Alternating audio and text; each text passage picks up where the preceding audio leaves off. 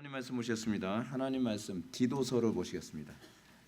여러분들 주보에는 로마서 13장으로 되어 있는데 디도서 3장 1절 말씀 보시겠습니다. 디도서 3장 1절 말씀 신약성경 349페이지입니다. 신약성경 349페이지 디도서 3장 1절 말씀 찾으셨으면 제가 봉독하겠습니다. 너는 그들로 하여금 통치자들과 권세 잡은 자들에게 복종하며 순종하며 모든 선한 일을 행하기를 준비하게 하며. 아멘. 이 시간은 우리 성경과 정치 다섯 번째 강의입니다. 제2장 보다 바른 관점, 정부에 대한 기독교인의 중대한 영향력이라고 하는 부분을 살펴보도록 하겠습니다. 여러분들 순서대로라고 한다면 원래 맨 마지막 게 하나가 좀 남았죠. 근데 그 맨 마지막 부분은 분량도 뭐 많지 않고 여러분들이 충분히 이해할 수 있어서 전도하지 말고 정치를 하라 하고 요 부분이 여기 남았나요? 그죠? 요 부분은 여러분들이 그냥 책을 읽으셔도 충분하기 때문에 요 부분은 그냥 넘어가고요. 제2장 보다 바른 관점, 정부에 대한 기독교인의 중대한 영향력 부분을 보시도록 하겠습니다. 오늘은 첫 번째 부분이 되겠습니다. 우리가 이 성경과 정치 이 텍스트를 우리가 좀 살펴보기 전에 우리가 디도서 3장 1절을 먼저 좀 보셔야 될 필요성이 있는데 디도서가 기록되어진 배경을 먼저 좀 염두에 좀 두셔야 됩니다. 디도서가 여러분들 이제 성경을 보시게 되면 사도 바울이 1장 5절 한번 보시기 바랍니다. 디도서 1장 5절 보면 내가 너를 그레데에 남겨둔 이유는 남은 일을 정리하고 내가 명한 대로 각성의 장로들을 세우게 하려 함이니 책망할 것 없고 한 아내 남편 되고 뭐 이런 얘기가 나옵니다. 바울이 사역을 하면서 이제 그레데 또 이렇게 영어식 발음은 크레테거든요. 크레타 섬 여러분 들어보셨죠? 크레타 섬에다가 디도를 남겨놓고 그리고 바울은 다른 사역지로 갑니다. 근데 제가 그리스 로마 신화를 제가 이제 강의할 때 여러분들한테 말씀드렸던 것처럼 그리스 로마 신화의 중심지가 어디냐면 크레타 섬입니다. 사실은 그리스가 아니라 크레타 섬이에요. 물론 그리스에 보게 되면 올림푸스 산도 그쪽에 올림푸스 산이 아니라 그 만신전도 그쪽에 있고 그리고 여러 그 헬라 신전들이 고린도 지역하고 그리고 그리스 반도 지역에 있습니다. 근데 고린도 지역 같은 경우에는 거기를 펠로폰네소스 반도라고 얘기하죠. 펠로폰네소스 반도와 그리스 반도 쪽에 주로 이제 신전들이라는 이런 게 다 있는데 그리스 로마 신화를 여러분들 보시게 되면은 그리스 로마 신화의 주로 신화의 그 중심지가 사실은 크레타 섬입니다. 그래서 제우스가 이제 생명을 부지하기 위해서 이 제우스 애기 제우스가 이제 자기 몸을 보존하기 위해서 갔던 곳이 크레타고요. 그리고 크레타 섬에서 여러 가지 사건들이 신화의 사건들이 굉장히 많이 벌어집니다. 그래서 뭐 미노타우로스 사건이라든지 뭐 여러 가지 사건들이 주로 이제 거기 크레타 섬을 중심으로 다 일어나거든요. 그래서 그리스 로마 신화의 중심이 주로 크레타입니다. 그래서 이 크레타 섬에는요, 이 우상과 신화와 뭐 그런 게 뒤죽박죽입니다. 얼마나 심각한지 크레타 섬에 관해서 나온 얘기까지 이제 나오는데 이 크레타 섬 사람들은 굉장히 사람들이 질이 좀 굉장히 많이 떨어졌습니다. 그래서 디도서에 보게 되면은 크레타 섬 사람들에 관해서 뭐라고 얘기합니까? 어디 나오더라? 크레타 사람들은 뭐 거짓말쟁이라 그런 얘기 있죠. 여기 12절 크레데인 중에 어떤 선지자가 누구를 얘기하는 거냐면 이 선지자라는 말보다는 시인이죠. 시인 에피메니데스를 지금 얘기하는 거니 에피메니데스가 뭐라고 얘기하냐면 그레데인들은 항상 거짓말쟁이며 악한 짐승이며 배만 위하는 게으름뱅이라. 그래서 여러분 그 당시에 크레데 교인 하게 되면은 이게 무슨 의미로 통하는 수거였냐면 질이 나쁜 교인이에요. 그 정도로 지금 디도가 지금 어디에서 지금 사역을 하는 거예요? 아주 질이 나쁜 지역에 가서 그 한국 같은 데서 지금 사역을 하고 있는 거예요. 이렇게 얘기하니까 좀 그런가? 너무 와닿나? 예, 하여간 그 크레데 지역 가서 이 크레데 지역에서 이 디도가 사역을 해야 되는 상황이었습니다. 그러니까 여러분 이게 그리스 지역이 사실은 거의가 다 그렇습니다. 크레데 사람 크레데 교인하게 되면 아주 질이 나쁜 교인이라는 대명사로 사용되는 거 못지않게 고린도 지역이 그렇습니다. 고린도 지역이 이게 항구 지역이거든요. 그러다 보니까 고린도는 그리스 반도와 펠레포네소스 반도에 딱 이게 붙는 지점이 있어요. 그래서 지금 현재는 떨어져 있죠. 그 펠레포네소스 반도하고 이 그리스 반도가 떨어져 있습니다. 왜냐하면 한 6km 정도로 살짝 간신히 달라붙어 있는 두 개의 반도가 달라붙어 있었는데 그거를 한쪽은 에게해고 한쪽은 이오니아 해거든요. 근데 에게에서 이오니아 해를 이제 가려면 이렇게 뺑 돌아서 가야 되잖아요. 뺑 돌아서 가야 되다 보니까 그리스 시대 때는 어떻게 했냐면 한 6km 정도를요. 이쪽 바다에서 저쪽 바다로 그냥 배를 밀어서 저쪽 바다로 갔습니다. 한 6km 정도 노예를 시키면 되니까 뭐 주인들이야 뭐 별 문제 없죠. 바다에다가 이렇게 통나무 이렇게 깔아놓고 이 배를 위에다가 올려놓고서 이렇게 밀어가지고 한 6km만 밀면 반대쪽 그 바다로 갈 수 있는 거예요. 이오니아 해에서 에게해로요. 근데 이것도 굉장히 고달프잖아요. 고달프다 보니까 조금 기술이 발달하고 좀 되니까 아예 땅을 다 파버렸습니다. 6km를 파버려가지고 그리스 반도와 펠레포네소스 반도가 떨어지게 됐어요. 그래서 그 떨어진 그 사이를 운하를 만들었거든요. 운하. 근데 그 운하의 이름이 고린도 운하예요. 그러니까 고린도 지역하고 그리스 지역하고 얼마나 들러붙어 있는 관계인지 알겠죠. 거기 가보면은 지금 번지 점프대까지 만들어놨습니다. 끝내줍니다. 거의 진짜. 근데 그 정도로 거기가 그리스와 이 펠레포네소스 반도가 붙어 있는 그 시점에 고린도가 있는데 고린도가 거기 있다 보니까 굉장히 타락했어요. 그래서 고린도인화 되었다라고 하는 말은 아주 인생 사는 게 참 추잡한 인간이다라는 말의 대명사예요. 그래서 헬라어로 뭐라고 불렀냐면 고린티아조마라고 이렇게 불렀거든요. 그렇게 부르면 저 인간 아주 쓰레기구나. 이제 그렇게 얘기할 때 고린티아조마 그렇게 얘기를 했다면 저 기독교인은 쓰레기구나라고 했을 때 그레데 교인 하게 되면 이제 그렇게 표현되어지는 겁니다. 그러니까 얼마나 제가 눈에 말씀드리죠. 헬라 철학만 들어가면 사람들이 어떻게 돼요? 쓰레기가 돼요. 근데 문제가 뭐냐면 전 세계가 지금 인문학 열풍이 불어가지고 인문학 열풍에다가 강풍이죠 지금요. 그러니까 전 세계가 헬라 철학과 헬라 인문학의 사람들이 푹 젖어 있다 보니까 다 사람들이 쓰레기가 돼가는 거죠. 다 쓰레기가. 사실은 이 로마가 망하게 된 이유도 헬라 철학이 들어가면서 그렇죠. 그럴 수밖에 없죠. 왜냐하면 헬레니즘이라고 얘기하잖아요. 그 로마의 세계의 정신 문명을 유지할 수 있는 지식이 없었어요. 그러다 보니까 그 로마가 그리스를 점령하고 나서 그리스의 철학과 그리스의 세계관을 로마화 시켜버렸거든요. 그래서 나타나는 현상이 뭐냐면 그리스 로마 신화라고 얘기하는 거예요. 그리스 신화를 이름만 바꿔서 로마 신화로 만들어버린 거죠. 그래서 제우스를 뭐라고 불러요? 주피터라고 부르고, 그리고 아프로디테를 비너스라고 부르고, 그리고 또 뭐죠? 또 무슨 신이 있죠? 예를 들어서 에로스를 뭐라고 부르냐면 큐피드라고 부르게 되는 거죠. 이런 식으로 이름만 바꿔서 이 그리스의 철학과 정서와 도덕성을 다 끌어당기다 보니까 그 음란성과 그 부도덕성이 그냥 로마에 그대로 다 들어가게 된 거예요.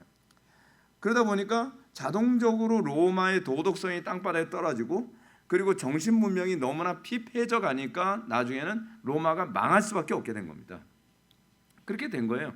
그나마 로마에게 그 생명 유지 장치가 됐던 이유가 뭐냐면 기독교 때문이었어요. 사실은 기독교가 로마의 정신 문명을 많은 부분에서 유익을 줬는데, 문제는 뭐냐면 이미 헬라 철학과 헬라의 도덕성이 로마 세계 안에 너무나 많이 잠식되어진 상태다 보니까 기독교의 세계관이 들어간다 할지라도 그 부분이 역부족이었던 거죠. 그래서 BC AD 4세기 때 아우구스티누스가 이제 역사에 등장하는데, 아우구스티누스가 신의 도성이라고 하는 책을 쓸 정도로 그 정도로 이제 어떻게 하든지 로마의 그 정신 문명을 좀 기독교 문명으로 많이 바꿔놓으려 애를 썼지만 사실 그건 역부족이었습니다. 그래서 사람들은 로마가 망한 이유를 자꾸 이제 기독교 탓을 하려고 했던 사람들이 이제 그런 식으로 이용해 먹기도 합니다. 그런 거 속으면 안 돼요. 사실 헬라 철학 때문에 그렇습니다. 너무 부패하고 타락한. 근데 이 헬라의 그 사고 방식 아주 그 찐으로 물들어 있었던 곳이 뭐냐면 크레타 섬이었거든요. 그레데. 이 그레데 섬 사람들이 얼마나 더러웠으면 이렇게 얘기하는 거죠. 그냥 그 에피메니데스조차도 그렇게 얘기를 하는 겁니다. 에피메니데스도요. 그레데는 항상 거짓말쟁이. 어쩌다 거짓말쟁이가 아니라 항상 거짓말쟁이에요. 그 김수미 씨 말이 떠오르죠. 저건 입만 열면 거짓말이야. 그레데 사람들 두고 하는 소리예요. 그게 입만 열면 거짓말. 그리고 악한 짐승, 사람이 아닌 거예요. 그냥 짐승 같은 인간들이죠. 그리고 배만 위하는 뭐예요? 게으름뱅이. 근데 성경은요, 성경이나 일반 세계관 안에서도요, 악의 항상 대명사로 같이 가는 게 뭔지 아세요? 게으름이에요. 그래서 이 잠언에서 보게 되면 만악의 근원이 바로 이 게으름이라고 하는 부분을 계속 지적을 하는 거죠. 그러니까 여러분들, 우리가 왜 게으름이 만악의 근원이 될 수밖에 없냐면, 잠언에서 얘기하는 것처럼 게으른 자는 이 손을 밥그릇에 집어넣고 입에 올리기를 괴로워하죠. 그러니까 자기가 무엇인가 해야 되는데도 불구하고 하지 아니함으로써 악이 그런 식으로 파생이 되는 겁니다.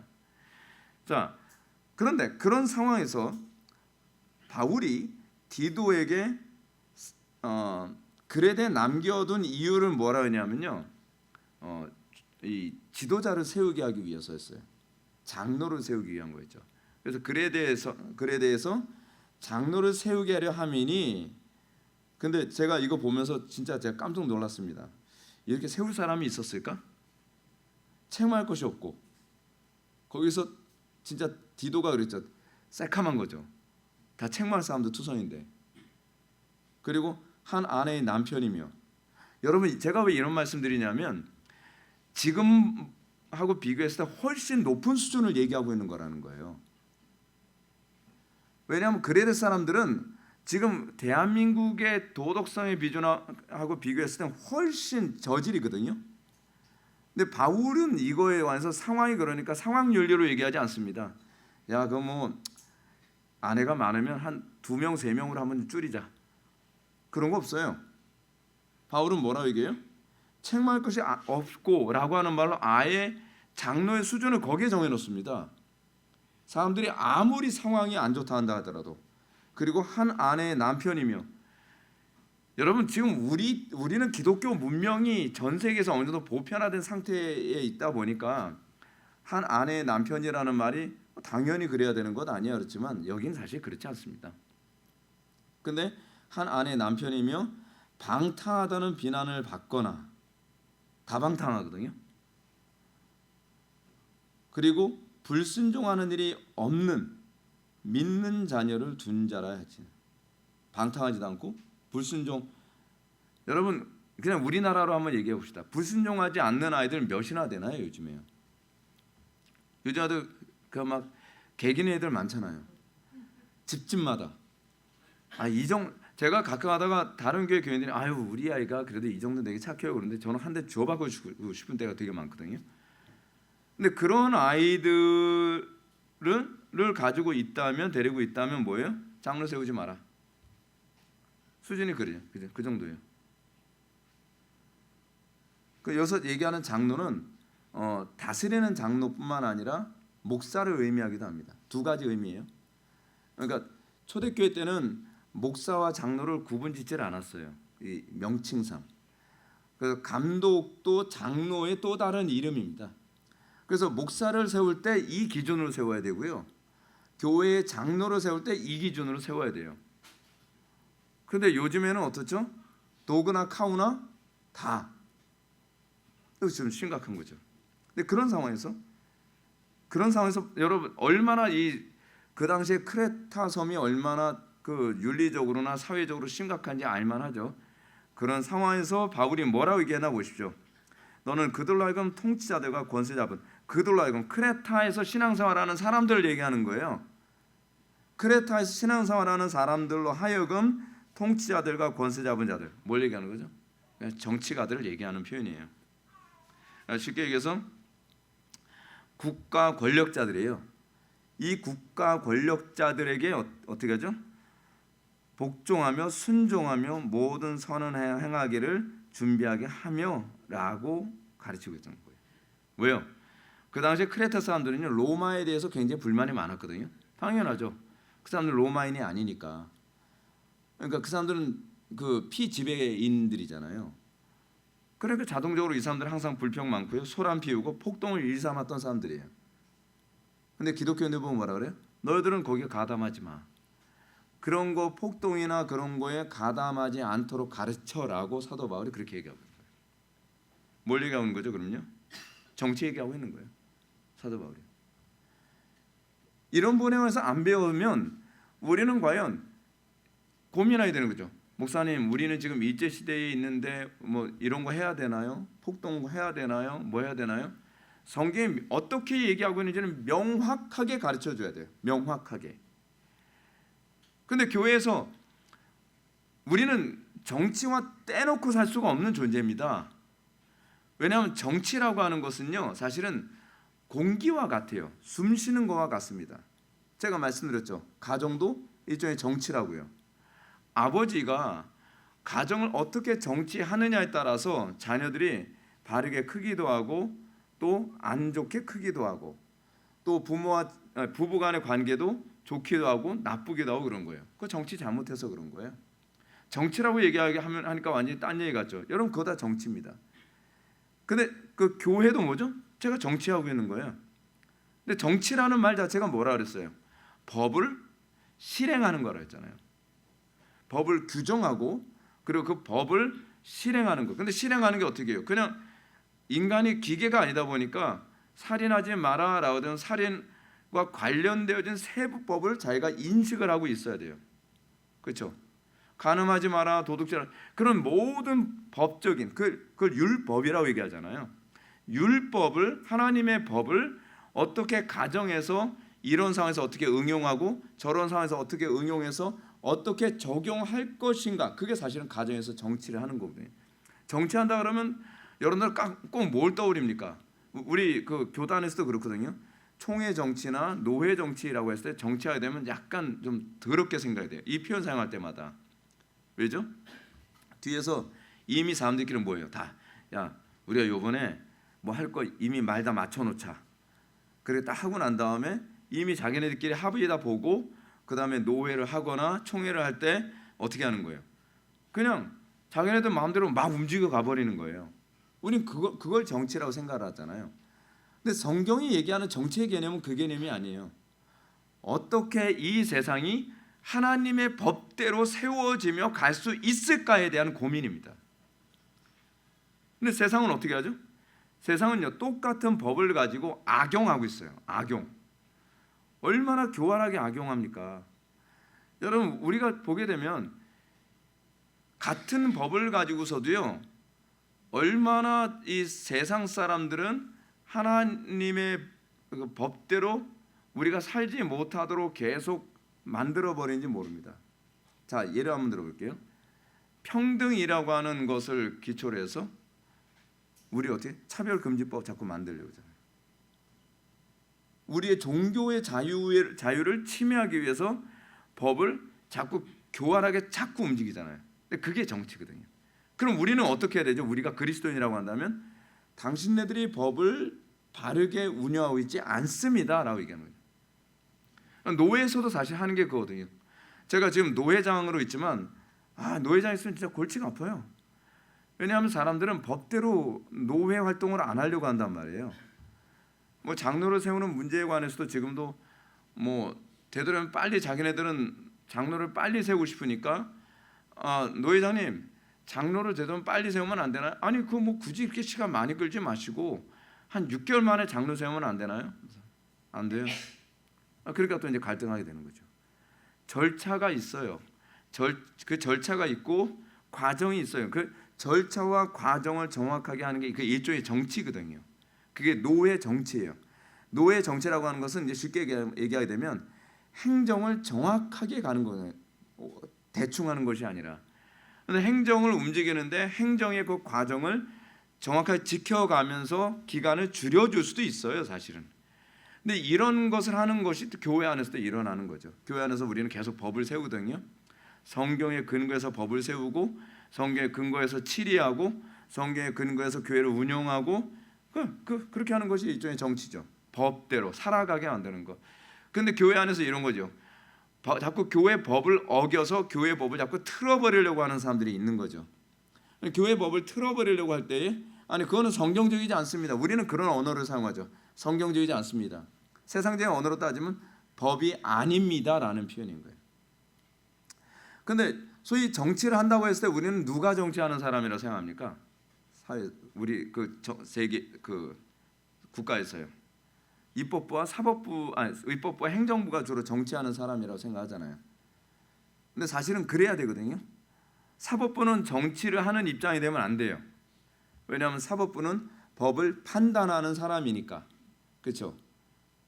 근데 그러면 어떤 사람이 정치하는 사람입니까? 법을 만드는 사람이죠. 근데 법을 만든다고 했을 때 그냥 법을 만들지 않죠. 법을 어떻게 만들죠? 헌법에 기반하여 법을 만드는 거예요.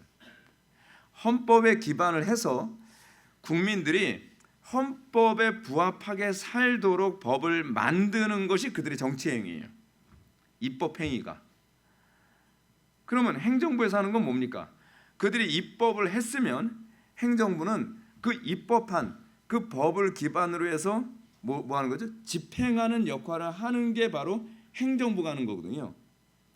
근데 문제는 행정부 하여튼 뭐예요? 대통령을 기반으로 해서 그 산하에 있는 사람들이 행정부잖아요.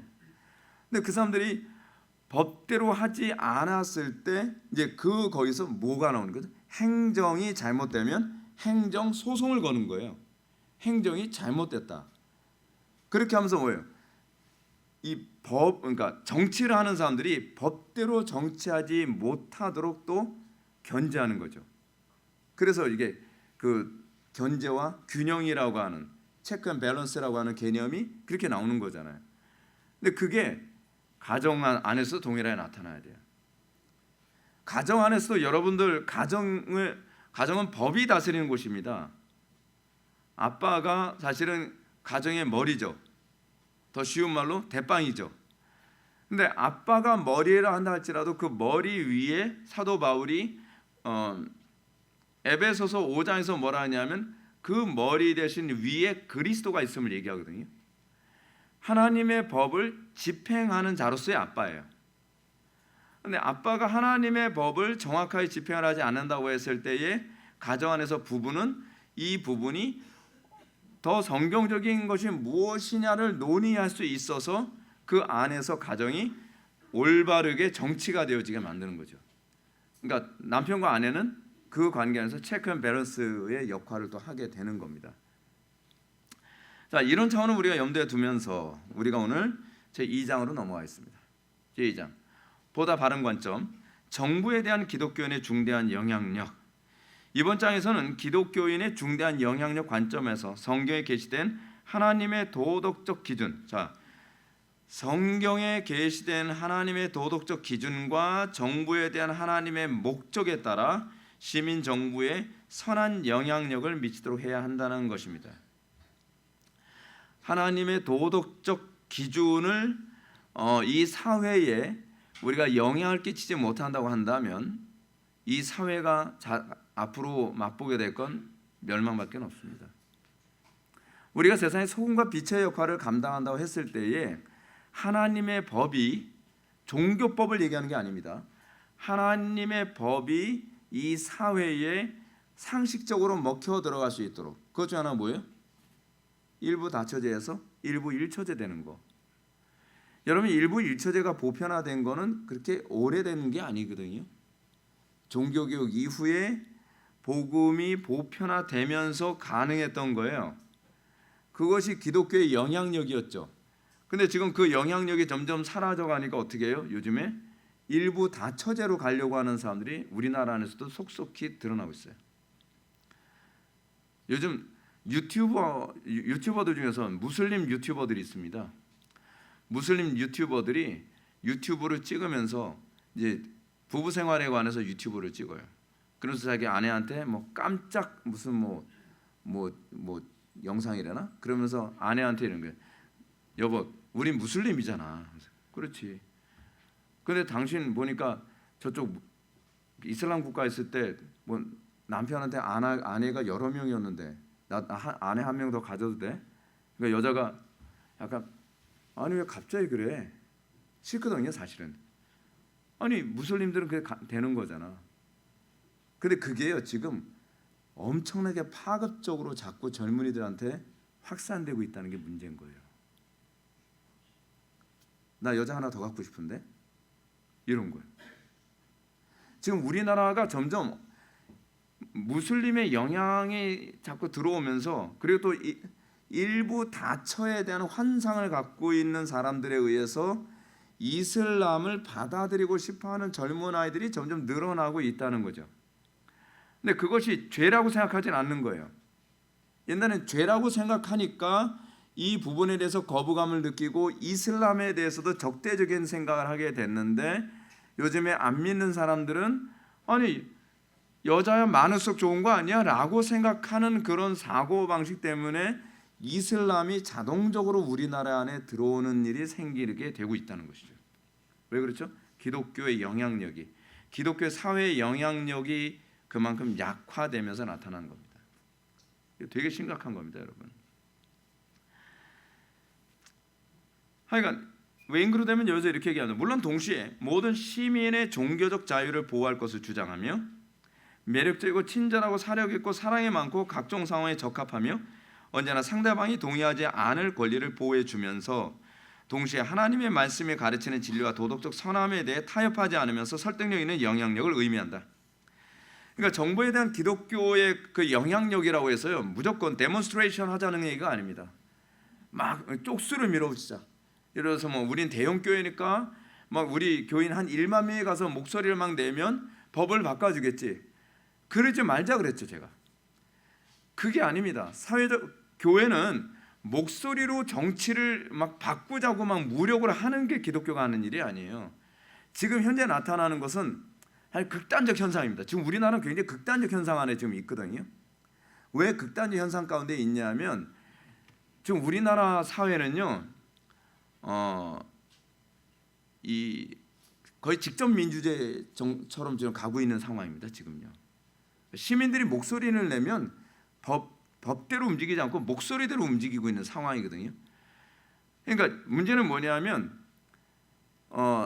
입법부나 행정부나 사법부가 이 목소리 큰 사람한테 자꾸 손을 들어준단 말이에요. 법대로 판결을 안 하고. 이번에 지금 사법부에서 성전환 수술을 하지 않은 사람의 성별을 1년에 한 번씩 자기가 마음대로 바꿔주겠다라고 하는 식으로 지금 판결이 났거든요. 근데 그 판결이 난 이유가 뭐예요? 목소리 큰 놈들한테 손을 들어준 거거든요. 판사가. 그렇게 하면 안 되는 거거든요. 헌법 정신에 부합하냐 부합하지 않느냐. 아직까지 우리나라 헌법은요, 한 남자와 한 여자의 관계를 가정으로 규정하고 있습니다. 근데 문제는 판사들이 헌법에 부합한 판결을 내리는 것이 아니라 하나는 자기의 정치적 이념, 또 하나는 뭐냐면 목소리 크기에 의해서 판결을 뒤집어 엎는다는 게 문제인 거예요. 그러다 보니까 우리나라에는 소위 우파라고 하는 진영이 있는 사람, 보수 쪽에 있다고 하는 사람들도 목소리를 내는 상황으로 가고 있어서 이건 굉장히 좋은 현상이 아닙니다. 이렇게 되고 있다는 건 우리나라 사회가 점점 어떤 것을 익숙해져 가냐면 직접 민주주의로 굉장히 익숙해져 가고 있는 거예요. 상식적으로 가고 있는 게 아닙니다. 웨잉그루 되면 여기서 이렇게 얘기하고 있죠. 하나님의 도덕적 기준과 정부에 대한 하나님의 목적에 의해서 정치가 움직여지도록 만들어야 되지만 모든 시민의 종교적 자유를 보호할 것을 주장해야 되는 거예요. 우리 기독교가 절대적이라는 식으로 다른 종교에 대해서 배타적인 차원에서 정치 활동하면 안 된다는 거예요. 종교의 자유는 무조건 보장이 돼야 돼요. 우리의 종교가 지켜져야 되는 것처럼 불교나 다른 종교의 자유까지도 지켜지는 쪽으로 우리가 행동해야 된다는 거죠. 그렇지 않으면 그건 비성경적입니다. 또 하나, 매력적이고 친절하고 사력 있고 사랑 많고. 이게 근데 하나도 안 통하는 것 같아요. 지금 보수 쪽 사람들 지금 시민운동하면서 하는 거 보면 안 매력, 이게 안자를 앞에 붙여야 될 것 같아요. 안 매력적이고 안 친절하고 안 사력 깊고 안 사랑이 많고. 이거 많이 좀 문법적으로 많이 좀 안 되는데 좀 그렇지 않나요? 매력이 없어요. 저는 우리나라 기독교의 지금 치명적인 문제 중에 하나를 좀 뭐라고 생각하냐면 매력이 없어요. 진짜 너무 매력이 없어요. 근데 원래 기독교가 매력이 없는 종교가 아닙니다. 저 종교라는 용어도 좀 우리 기독교는 안 맞는다고 저는 생각을 하는 입장인데 적절한 단어가 없어서 그렇게 사용하는 거예요. 기독교만큼 매력이 있는 종교가 없습니다. 기독교는 굉장히 지성적입니다. 그리고 기독교는 굉장히 논리적입니다. 근데 그런 게 다 없어졌어요. 다 없어졌어요. 그 기독교는 굉장히 친절하거든요. 굉장히 사려가 깊어요. 너무 사려가 깊어서 잘 이해를 못하는 거예요. 근데 너무 얕아서 이해하기가 너무 쉬워요. 이거 상당히 좀 문제가 많은 거죠. 그래서 각 상황에 적합하며 안 적합하죠. 언제나 상대방이 동의하지 않을 권리를 보호해주면서, 이것부터가 사실은 그래요. 상대방이 동의하지 않을 권리를 보호해 줘야 돼요. 우리가 어떤 것을 주장을 하지만 상대방이 동의하지 않을 때에 우리는 그것을 어떻게 설득하는 스킬을 또한 우리 익혀야 됩니다. 강요하는 것이 아니라, 그죠? 그리고 그러면서 동시에 하나님의 말씀이 가르치는 진리와 도덕적 선함에 대해서 타협하지 않으면서 설득력 있는 영향력을 줄 알아야 돼요. 한마디로 얘기해서 수준이 높아야 된다, 그 얘기입니다. 자, 그럼 이제 이런 얘기하는 거죠. 성경을 올바로 이해하기. 누가 성경을 올바로 이해할 수 있겠는가? 무엇이 올바른 해석인지 결정하는 사람은 누구인가? 이게 항상 관건이거든요. 여러분들 성경 딱 주면 어떻습니까? 문제는 뭐냐면요, 우리나라에 이단이 굉장히 많잖아요. 과거에 제가 20년 전에 통계에 의하면 우리나라에 하나님이 한 20분 계세요. 예. 우리가 대단한 나라예요. 우리나라 하나님이 많으세요. 그리고 예수님이 한 30명인가 막 그랬어요. 진짜 우리나라는 대단한 나라입니다. 하나님도 많으시고 예수님도 많으시고 그래요. 왜 그럴까요? 성경을 자기 멋대로 해석을 해서 그래요. 자기 멋대로 해석하니까.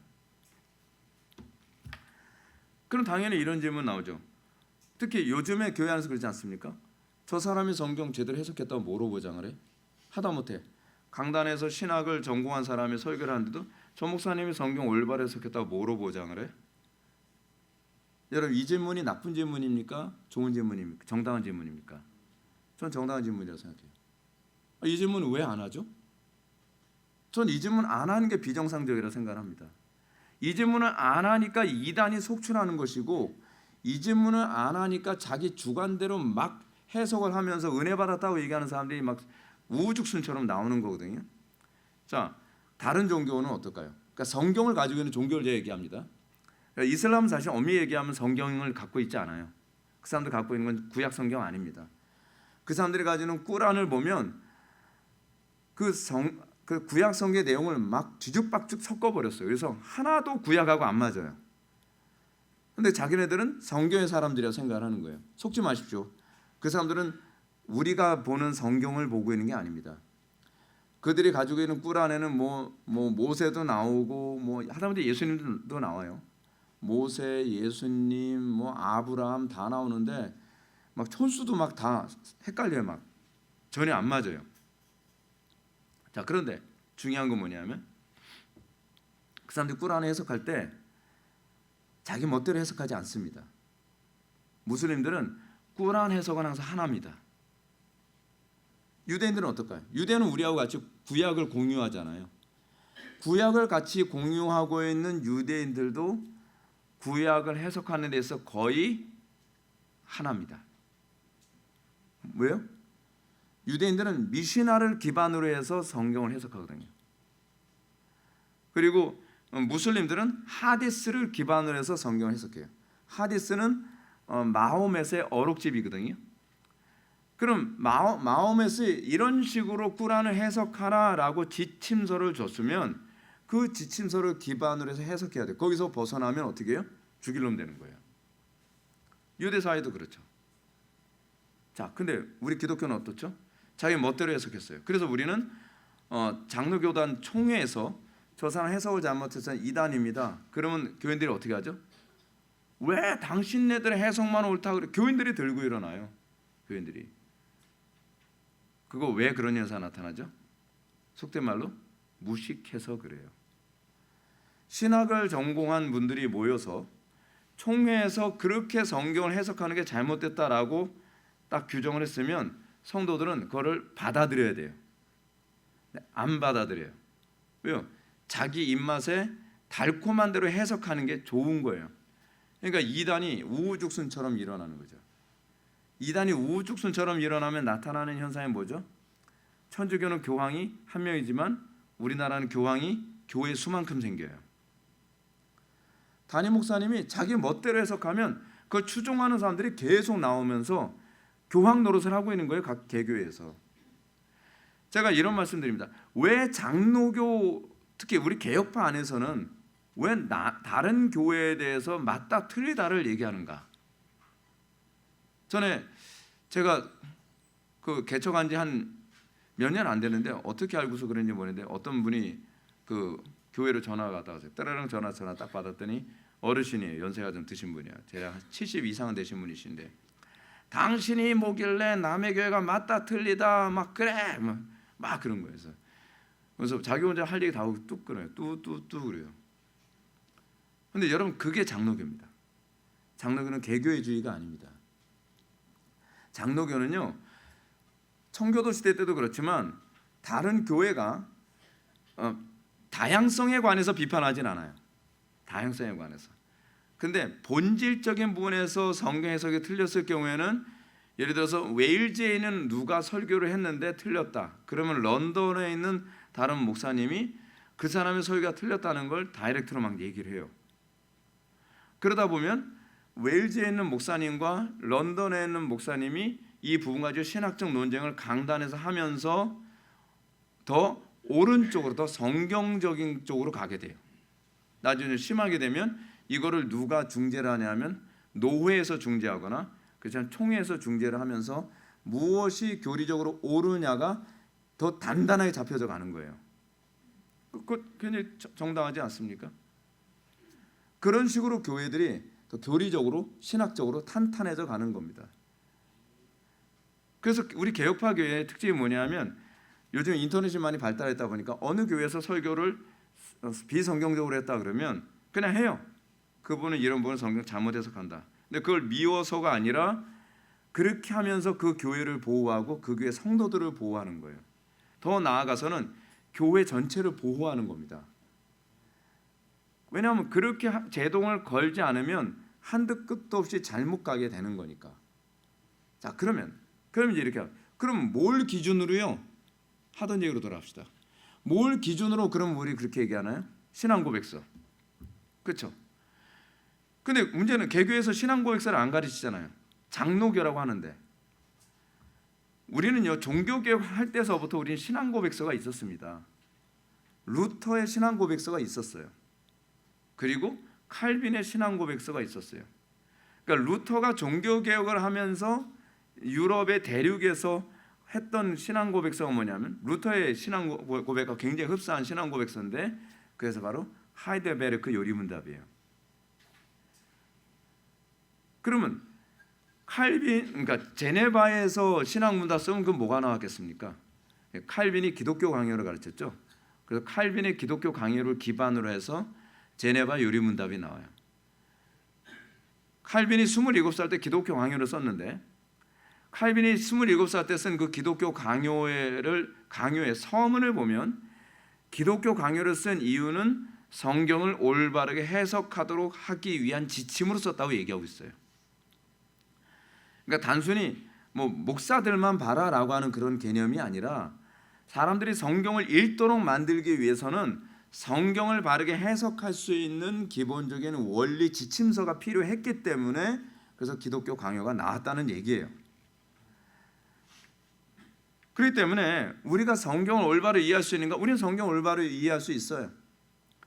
그래서 개혁파 교회에서는요, 여러분들 우리 교회는 다른 교회 목사님들을 자주 초청해서 설교를 들을 기회를 드리는데, 그 이유가 뭐냐면 우리 교회가 신학적으로 얼마나 정확하게 가고 있느냐를 여러분들이 판단할 수 있는 기회를 주기 위해서요. 그래서 여러분들이 우리 교회 초청한 그 목사님들 설교 들으면 항상 나오는 얘기가 있죠. 목사님하고 설교가 같아요죠. 왜냐하면 우리는 같은 신앙 고백서와 교리적인 베이스 안에서 본문 해석하지 그냥 마음에 내키는 대로 막 해석하지 않습니다. 그렇기 때문에 우리는 다양성은 있지만 본질에 있어서는 흐트러짐이 없습니다. 이게 개혁파 장로교가 가지고 있는 대단한 장점이에요. 이단으로 가기가 어려운 거죠. 그런 차원에서 성경에서 신학 문답서에서, 이거는 요리 문답에도 다 나오고요, 칼빈의 기독교 강요에도 나오는데, 요리 문답서는 접고 칼빈의 기독교 강요 4권 20장을 보게 되면, 넘어갑시다. 칼빈의 기독교 강요 4권 20장은 국가의 통치에 관한 얘기를 아예 노골적으로 다룹니다. 성경이 가르치는 국가는 무엇인가? 그리고 성경이 가르치는 국가의 통치는 어떠해야 되는가? 그리고 한 나라의 국민으로서의 그리스도인들은 어떻게 국가의 통치에 반응해야만 하는가에 관해서 칼빈이 정확하게 기독교 강의에 다루고 있어요. 그렇다고 한다면 우리는 기독교에는 정치에 관심 가지면 안 됩니다라고 하는 주장이 얼마나 비성경적인지 알 수 있죠. 왜죠? 그리스도인들이 정치에 무관심하다는 것은 국가에 대해서 우리는 그만큼 빛과 소금 역할을 할 의향이 없다라는 말과 연결되기 때문에 그렇습니다. 우리가 가정에서만 소금과 빛의 역할을 감당하는 거 아니죠. 직장에서만 소금과 빛의 역할을 감당하는 거 아니죠. 교회에서만 소금과 빛의 역할을 감당하는 거 아니죠. 우리는 국가 안에서도 정치 안에서도 소금과 빛의 역할을 감당해야만 합니다. 왜 우리가 빛을 비추는 영역에 있어서의 사각지대가 허용되어야 되는 거죠? 저는 그렇게 사고하는 사고방식 자체를 제가 이해를 못하겠어요. 빛이 비춰져서는 안 되는 영역이 있다고 생각하는 것 자체가 웃기는 것 아닌가요? 사각지대는 존재하지 않습니다. 하나님께서는 모든 만물을 다 창조하셨습니다. 하나님께서는 비추고자 하시는 영역이 종교의 영역에만 빛을 비추려고 하시는 것이 아니라 하나님께서 창조하신 모든 영역에 빛을 비추지 않으면 거기엔 생물이 살 수가 없는 겁니다. 사각지대가 존재한다고 그걸 허용해야 된다라고 생각하는 것은 전형적인 악한 자들의 특징이죠. 예를 들어서 이렇습니다. 여러분, 우리가 법을 잘 지키고 있다고 한다면 누군가가 법을 얘기하는 것에 대해서 불편해할 이유가 없습니다. 누군가가 어둠 가운데 거하지 않는다고 한다면 빛을 비추는 문제에 대해서 불편하게 여길 이유가 없습니다. 근데 왜 빛을 비추지 말라고 얘기를 하죠? 왜 교회는 정치 영역에서는 빛을 비추지 말라고 얘기하는 거죠? 어둠이 가득하니까 그런 거죠. 네. 그러니까 박쥐 같은 인간들이 거기서 바글바글 하니까 자기네들이 오히려 빛을 비추는 것이 불편한 겁니다. 아니요, 그 영역일수록 또 빛을 비춰야 되죠. 그럼 이제 우리는 이렇게 얘기합니다. 그러면 성경에 어떤 식으로 그러면 우리가 법에 대해서 관심을 갖고 어떻게 반응하라고 얘기합니까? 라고 하는 부분에 관해서 이 성경의 자유주의적 왜곡이라고 하는 부분을 먼저 살펴보고 그 다음에 이제 넘어가서 얘기할게요. 순서가 이래서요. 자, 문제는 성경을 해석하는 데 있어서의 자유주의가 또 들어왔다는 게 문제입니다. 이게 굉장히 심각한 문제입니다. 옛날에도 좀 심각했는데 요즘엔 더 심각해진 게 그거죠. 기독교라는 이름 하에 반성경적인 정치 메시지가 자꾸 전달하거든요. 그것 중에 하나가 뭐냐면 해방신학 아닙니까? 해방신학은 남미 쪽의 가톨릭 쪽에서 처음에 발달한 게 해방신학이고요. 그 해방신학의 영향을 받아가지고 우리나라에서도 마르크스주의와 신학을 연결을 한 사람이 있습니다. 누구냐면 우리가 읽는 구약 성경을 번역하는 데 일조를 했던 사람인데 문익환 씨입니다. 문익환 목사. 문익환 목사가 구약 신학자거든요. 여러분들 잘 알죠? 문익환 목사의 아들이 누군지. 문성길인가요? 문성근이죠. 네. 문성길은 권투 선수죠. 네. 이름이 너무 비슷해가지고 이 목사님이 이 문익환 목사님이 구약 신학자라서 구약 성경을 그렇게 번역을 한 사람이에요. 그래서 구약 성경 번역자 명단에 이 문익환 목사의 이름이 올라가 있습니다. 근데 문제는 뭐냐면 이 사람이 남미 쪽에 있는 마르크스주의와 연결을 해서 성경 해석하자고 하는 운동을 끌어당겨 와서 우리나라에서 소위 민중신학이라고 하는 것을 만들었습니다. 해방신학의 아류죠. 아류. 그래서 이 민중신학을 만들어서 성경이라고 하는 이 외연의 마르크스주의를 내포시켜 버렸어요. 그러니까 성경을 얘기하는데 사실은 마르크스주의를 얘기하고 있는 거예요. 그러니까 그쪽이 어디예요? 한신대 쪽이잖아요. 한신대 기장이죠. 그 기장 쪽, 이 한신대 쪽에서 그 사람들이 성경 해석하는데 이 사람들은 성경을 다 마르크스의 관점을 가지고 성경을 해석을 해요. 그러니까 마르크스의 안경을 쓰고 성경을 읽는 겁니다. 그러면 성경은 다 무슨 얘기를 하는 거죠? 민중의 혁명과 해방을 위한 일종의 바이블인 거예요. 그 바이블이 이게 심각한 바이블이 되는 거예요. 그래서 어떤 식으로 얘기해요? 예를 들어서 이제 해방신학을 공부한 사람들 꼭 이런 식으로 얘기합니다. 야, 그 출애굽기 봐. 그 민중의 해방에 관해서 얘기하는 거잖아. 성경 곳곳에 해방에 대해서 얘기한다니까. 예수님이 어떤 분이었는가? 예수님이 성전에 대해서 돈깨를 다 뒤집어 엎었잖아. 해방이 민중의 해방을 얘기하는 거예요. 근데 그런 것만. 그래서 예수님께서 말씀하신 거 또 구약에서 뭘 얘기하죠? 구약이 아니라 사도행전에서 무슨 얘기가 나옵니까? 사도행전 4장에 보게 되면은 자, 유무상통하지 않았냐? 자, 봐라. 하나님도 우리에게 다 자기 가진 거 다 내놓고 나눠 가지라고 얘기하고 있다. 다 거짓말입니다. 실제로 이 모세가 그 본문을 기록할 당시에 모세는 민중의 해방이라는 개념을 가지고 기록한 게 아니에요. 하나님의 언약 백성이 언약의 성취로서의 사실은 출애굽을 얘기하고 있는 거거든요. 그리고 이 부분에서의 궁극적인 해방은 사실은 물리적인 자유에 관한 문제가 아니라 영적인 자유에 관한, 죄로부터의 자유에 관한 문제거든요. 죄로부터 자유에 관한 문제라는 것을 예수님께서 당신의 어떤 드라마적인 데몬스트레이션을 통해서 이걸 설명을 해주셨죠. 뭐예요? 이 귀신 들린 자, 군대 귀신 들린 자의 귀신을 쫓아버린 사건. 거기서 어떻게 해요? 마태복음에서 그 장면이 나오죠. 귀신들이 뭐라 얘기합니까? 우리가 저 돼지떼에 들어가는 것을 허락해 주소서. 돼지떼에 들어갔더니 돼지떼가 어떻게 다 죽죠?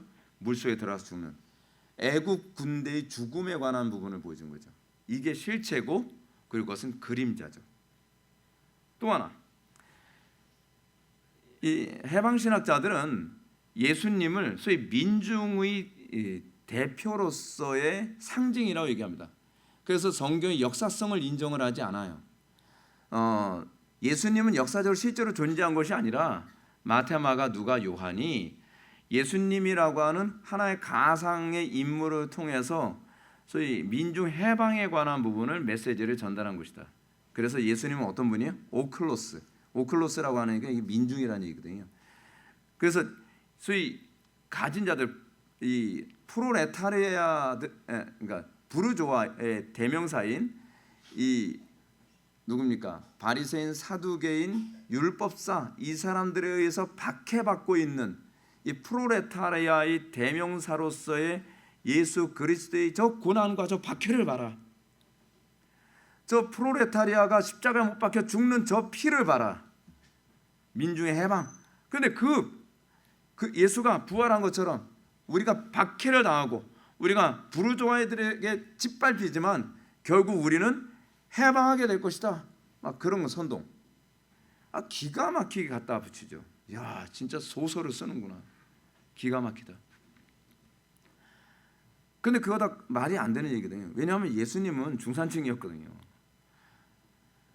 그리고 그 소위 오클로스의 대명사인 예수님을 십자가에 못 박아라 못 박아라 한 사람들은 오클로스였단 말이에요. 민중들이 예수님을 십자가에 못 박아라 못 박아라 했단 말이에요. 그러니까 이 자체부터가 말이 안 되는 거예요. 근데 자기네 항상 이 문제가 이거죠. 자기네들이 원하는 방식으로 꽤 맞춰서 그거를 악용하는 것. 성경은 수단이죠. 그 사람들에게. 우리에게서 성경은 목적이지만 그 사람들에게서 성경은 소위 수단이에요. 무슨 수단이요? 마르크스주의를 전달하는 하나의 매개체로서의 수단이죠. 그 마르크스주의를 전달하기 위한 매개체로서 사용되어지는 것 중에 하나가 뭡니까? 프로이트의 이론이죠. 프로이트의 이론이 또 그런 식으로 매개체가 돼서 나온 것이 뭐예요? 네오막시즘이잖아요. 원래 막시스트들은 그래요. 그 사람들 원래 막 가는 사람들이기 때문에 그냥 아무거나 자기네들이 올라타서 자기네들의 사고를 전달할 수만 있다면 뭐 심리학이든 기독교의 그 성경이든 어떤 것이든 다 받아들일 준비가 되어 있어요. 왜요? 그들의 본질은 뭐기 때문에요? 마르크스주의이기 때문에. 문제는 거기에 사람 잡고 선동이 돼서 헷갈려가기 시작을 하는 거죠. 그러니까 이런 식으로 자꾸 성경을 왜곡하는 이런 자유주의자들이 자꾸 들어오니까 사람들이 성경을 신뢰하기 어려운 거예요. 당신네들이 성경 해석하는 게 맞다고 뭐로 보장을 해? 라고 하는 거죠. 근데 보장할 수 있는 그 근거가 뭐라고요? 우리는 신앙고백서가 있죠. 신앙고백서. 그리고 신앙고백서는 뭐로 구성되어 있습니까? 사도신경, 주기도문, 십계명. 사도신경, 주기도문, 십계명을 기반으로 해서 사실은 성경이 해석이 되는 거예요. 그런데 제자 훈련하는 교회에서도 사도신경, 주기도문, 십계명만 안 가르치죠. 참 재주가 좋아요.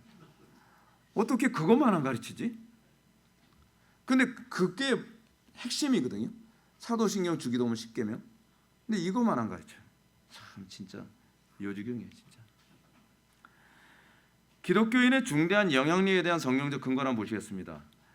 과연 기독교인들은 정치에 무관했는가? 그리고 기독교인들은 정치에 무능했는가? 먼저 이렇게 구약적인 사례들 한번 보시겠습니다. 성경은 하나님의 사람들이 세속 정부에 영향을 미친 많은 예를 보여줍니다. 요셉, 그리고 모세, 다니엘, 느헤미야, 모르드게, 에스더를 비롯해서 이사야, 예레미야, 에스겔, 아모스, 오바댜, 요나, 나훔, 하박국, 스바냐. 제가 이 부분에 관해서 의도적으로 이방 세계 안에서 정치적으로 영향을 미친 사람들을 앞부분에 다뤘습니다. 요셉이 그 히브리 문화권 안에서 영향력 끼친 사람 아니잖아요. 요셉은 히브리인이었지만 요셉이 정치적 영향력을 끼친 곳은 어디죠? 애굽이었어요. 기독교인들이 자기네 기독교의 스피릿을 가지고 세속 정치에 영향을 끼치면 안 된다라고 하는 말이 통하지 않아요. 요셉은 히브리인임에도 불구하고 애굽 정치에 직접적인 영향을 끼친 사람입니다. 총리로서. 두 번째 모세도 동일하죠. 모세도 애굽에 영향을 끼친 히브리인이었습니다. 다니엘 똑같죠. 다니엘은 바벨론에. 느헤미야는 어떤 사람입니까? 느헤미야가 아닥사스다 왕 때 사역했던 사람이죠.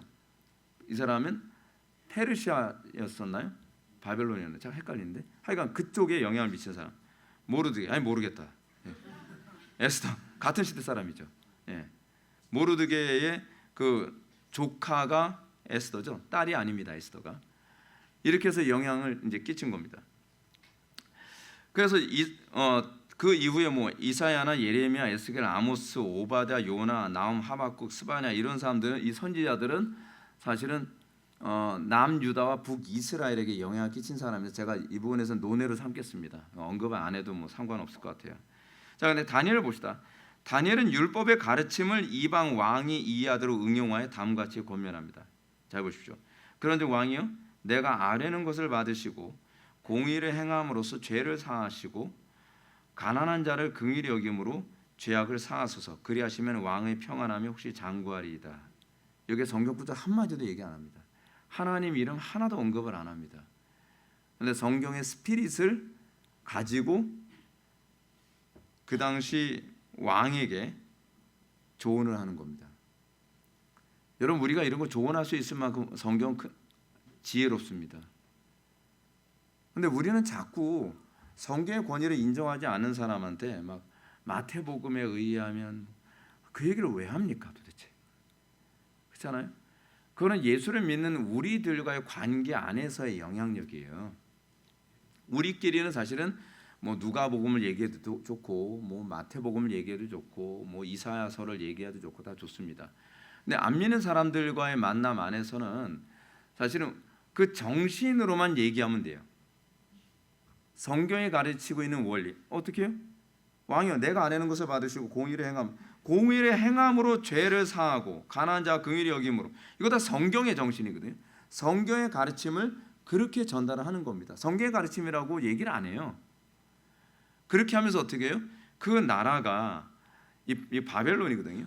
바벨론이 하나님의 원리, 성경 하나님의 창조 원리에 의해서 나라가 다스려지도록 하는 거예요. 우리 그렇게 할 수 있잖아요. 우리가 하다못해 사업을 하면서도 우리 그렇게 할 수 있잖아요. 여러분들은 이렇게 생각하죠. 그래도 목사님은 그래도 목회를 하시니까 이런 얘기 하시지. 사업장이나 정치계는 안 그렇습니다. 제가 원색적인 얘기를 할까요? 노골적인 얘기. 부교육자 생활할 때가 성경적으로 하기가 제일 어려워요. 여러분들 이해가 됩니까?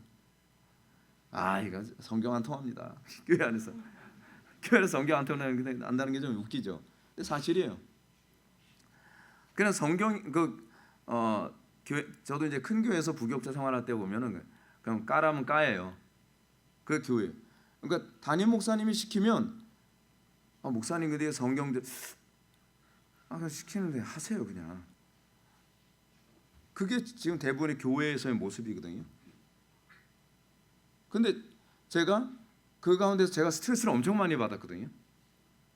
그래서 제가 어떻게 하면 성경의 가르침을 이 교회에 이식시킬 수 있을까를 계속 지혜를 짜내는 거예요. 또 짜내고 또 짜내고 또 짜내고 또 짜내고. 그래서 어떻게 해요? 계속 설득해 나가는 겁니다. 계속 설득해 나가는 거예요. 성경적인, 왜냐하면 담임 목사님 앞에서는 성경적으로 그 얘기는 진짜 교만한 거잖아요. 어디 일개 전도사가 누굴 가르쳐요? 그렇잖아요. 그러니까 목사님 성경적으로 따지면 이 소리 할 때 이미 사직서를 염두에 둬야 되는 거예요. 그럼 어떻게 해야 돼요? 제 생각에는요, 뭐 이런 식으로 얘기를 하든지, 제가 더 좋은 그 아이템이 있거든요. 뭐 이런 식으로 얘기를 해야 돼요. 좀 슬프지만 어쩔 수 없어요. 그러면서 어떻게 하든지 제가 맡은 부서에서 제 영역이 성경적으로 가도록 하기 위해 모든 지혜를 다 짜내놔야 돼요. 이런 식이죠. 그런 즉 목사님이시요, 제가 안 하는 것을 받으시고 이런 식으로 얘기를 해야 되는 거예요. 그렇게 하면서 그곳에 부교육자 생활하는 그곳에 하나님의 통치를 구현하는 거예요. 직장에서도 동일합니다. 직장에서도 여러분 직장 상사나 아랫 사람들과의 관계, 야 성경이 이렇게 그렇게 얘기하면 안 되죠. 아랫 사람들한테도요. 성경의 원리를 기반으로 해서 이것이 얼마나 합리적이고 이게 얼마나 탁월한 방법인지를 끊임없이 설득하고, 안 되면 내가 실천을 하는 거예요. 내가 계속 실천하면서 우리 부장님 보니까 저거 굉장히 합리적인 것 같아. 그래 나중에 이제 막 마음은 많이 열리고 이제 친해지고 나면 어깨 동무 딱 펴서 성경이 그렇게 가르치고 있어. 그래서 그래요? 성경은 지혜 보고래니까 그러면서 그리스도께로 인도해 나가는 그런 지혜로, 뱀처럼 지혜롭고 비둘기처럼 순결해야죠. 근데 그런 부분에 관해서 너무 어두운 거예요. 제가 보면서 막 속이 터져요. 그런 거 보면. 왜 생각을 안 하실까 그런 거. 당시 다니엘은요, 느부갓네살 왕 궁전의 고위 관리였습니다. 거의 총리 수준, 그러니까 총리라고 해야 되나? 모든 사람들에게 어떤 전략을 제공하는 그런 위치였죠. 그러니까 지혜자였습니다. 그는 바벨론 온 지방의 통치자이자 바벨론 모든 지혜자의 어른이었습니다. 그러니까 재상 같은 존재예요. 옛날식으로 따지면. 그러니까 제가공명의 그 위치 있잖아요. 그 위치에 있었던 것이 바로 다니엘이었습니다. 근데 제가 다니엘을 보면서도 느끼게 되는 것, 그리고 제 목회 사역을 통해서 느끼게 되는 것, 여러분들 정말 잊지 마십시오. 제가 먼저 번에도 그 말씀 드렸습니다. 안 믿는 사람들, 다니엘 시대의 다니엘과 같이 그런 지혜자의 자리에 오르기 위해서 한쪽 사람들은, 안 믿는 사람들은 권모술수로 또는 압으로 뇌물로 온갖 수단과 방법을 가리지 않고 그 자리에 올라갑니다. 그 사람들이 올라가는 방식은 그겁니다. 그게 안 믿는 사람들이 사고하는 방식이에요. 근데 기독교인들이 그렇게 하면 곤란하잖아요. 다니엘이 거기까지 올라갔는데 권모술수 사용했습니까? 다니엘이 거기까지 올라갔는데 뇌물 사용했습니까? 다니엘이 거기까지 올라가는데 타협했습니까? 안 했어요. 다니엘이 그 모든 지혜자, 뇌물로 올라온 지혜자들이 있고요, 권모술수로 올라온 지혜자 있고요, 또 인맥 가지고 학연 가지고 지역색 가지고 뭐 올라온 사람들이 있단 말이에요. 너 갈대아이냐? 나도 갈대아인인데, 나 갈대 사실 살짝 멀긴 한데 제가 그 어렴풋이 애매한 데서 내가 태어났거든. 그러면서 말도 안 되는 거 막 뭐 갈대아 가서 뭐 물 한 잔 마신 거 가지고서 막 인맥 만들어 가지고 그런 식으로 거기까지 올라가는 사람들 사이에서도 다니엘은 모든 지혜자들의 머리에 있었던 거예요. 어떻게? 여러 번 죽었다 살았다 하면서요. 그래서 다니엘서 1장부터가 중요한 거예요. 다니엘서 1장에서는 뭐부터 시작을 하죠? 다니엘이요? 소위 우상에게 드려진 음식 먹느냐 마느냐 이 문제, 목숨이 왔다 갔다 하는 이 상황에서 바닥에서부터 다니엘은 그렇게 시작을 한 거예요. 다니엘과 다니엘의 세 친구들이 그렇게 시작을 한 거죠. 우상에게 절을 할 것인가 아니면 풀무불 속에 들어갈 것인가 하는 상황에서 풀무불 속에 들어가는 쪽을 선택하면서, 또는 사자굴에 들어갈 것인가 말 것인가 상황에서 사자굴에 들어가는 쪽을 선택하면서 이 과정을 거쳐가면서 그리스도인들은 정점에 올라가는 겁니다. 여러분들, 제가 목회를 하면서 어떻습니까? 저는요, 목회를 20년 넘게 하면서 많은 분들을 겪어봤습니다. 어떤 분은 유명세에 오르기 위해서 맨날 목회보다는 학위 따는 데 관심을 가져가면서 그거로 사람들한테 유명해지려고 애를 쓰고 어떻게 하든지 사람들 비벼가면서 뭐 칼럼 하나라도 더 써가지고 뭐 유명해지려고 하고, 뭐 그렇지 않으면 뭐 인맥 가지고서 뭐 한 대형 교회 그 후임으로 들어갈 수 없을까, 막 그렇게 하는 분들 많이 있거든요. 인맥. 근데 저는 사실은 그런 거 하나도 안 했거든요. 맨날 망했냐 뭐냐 맨날 그렇게 하면서 여기까지 왔잖아요. 그런데 때가 되면 하나님께서 높여주시더라고요. 안 높여주시면 어떡하냐? 그럼 말죠. 아니, 저는 유명해지는 것 자체가 싫었어요. 유명해지면 뭐가 단점이죠? 아무데나 침도 못 뱉어요. 제가 어떻게 하다 잘못해서 침을 딱 뱉었는데 사람들이 갑자기 어느 날 왔더니 신문에 김민호 목사 어느 지역 도로 어디서 침 뱉다. 그럼 얼마나 힘들어요, 인생 사는데. 그 유명한 걸 왜 좋아하는지 모르겠어요. 그런데 그런 하나님께서 쓰시기 원하시면 결국은 하나님께서 그 원하시는 곳으로 가게 되어 있겠죠. 근데 중요한 건 이겁니다. 만약에 내가 많은 어려운 가운데서 요리조리 타협하고 뭐하고 해서 그 정점에 만약 올라갔다 칩시다. 그럼 그 사람 거기 가서 정직하게 할까요?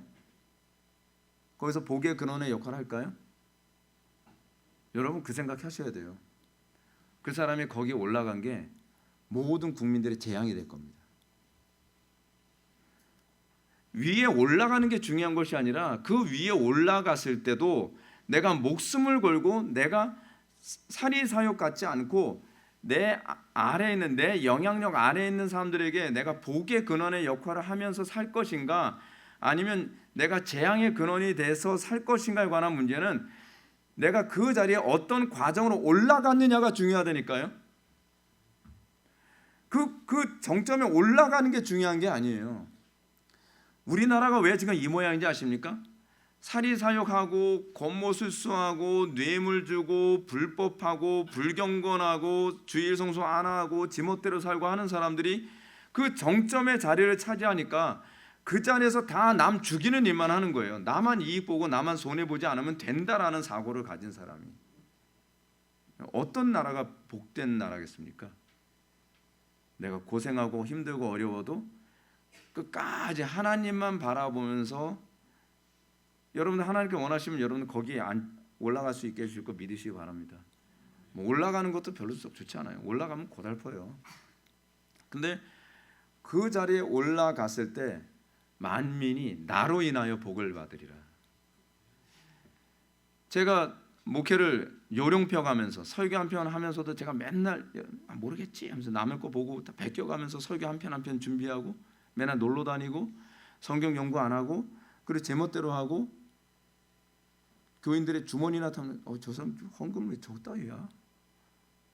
그렇게 제가 만약에 여기 왔으면 여러분들은 재앙을 만난 겁니다. 길거리 가다가 사자를 만난 격이 되는 거고요. 곰을 만난 격이 되는 겁니다. 어떤 인생을 살겠어요? 저는 여러분들이요, 누군가가 여러분들을 만났을 때 난 당신을 만난 게 내 인생의 최고의 복입니다라고 하는 사람이 될 수 있었으면 좋겠어요. 물론 우리 완벽하진 않습니다. 전 솔직히 이렇게 얘기할 때마다 제가 되게 불편한 게 뭐냐면 저도 완벽하지 않고요. 저도 흠과 점이 그냥 그득그득해서 진짜 되게 불편해요. 저도요. 왜냐하면 이렇게 얘기를 제가 하다가, 그러니까 맨날 쌍욕이나 하는 그런 목사님들 같은 경우에는 맨날 교인들 주머니 털고 맨날 헌금하면서 뭐 성도들 헌금 막 강요하고 그런 분들은 뭐 크게 잘못해도 별 문제 없이 다 넘어가는데, 좀 이렇게 맨날 회개 외치고 성경대로 살라고 얘기하는 그런 목회자들 같은 경우는 수명이 굉장히 짧을 가능성이 굉장히 많거든요. 그렇잖아요? 왜냐하면 뭔가 오해 살만한 말과 행동만 해도 이제 게임 아웃이에요. 인생 끝. 그러니까 되게 불편해요. 왜냐하면 나중엔 이 화살이 그냥 다 날라오거든요. 여러분들이 천사 같은 표정을 딱 짓고서 설교를 듣는 것 같지만 나중에 제가 뭔가 흠이 딱 생기면 뭐 말로 이제 보답하는 그런 현상이 나타날 수 있어요. 화살 한 방 맞고 작살로 공격을 하는. 그러니까 이게 되게 불편해요. 왜냐하면 사람들은 그렇거든요. 사람들은요. 죄성을 건드렸기 때문에. 근데 이 어쨌든 제가 말씀드린 게 이겁니다. 다니엘 같은 사람들이 어떻게 바벨론이라고 하는 그 당시 최고의 강대국 나라에 영향을 끼쳤을까?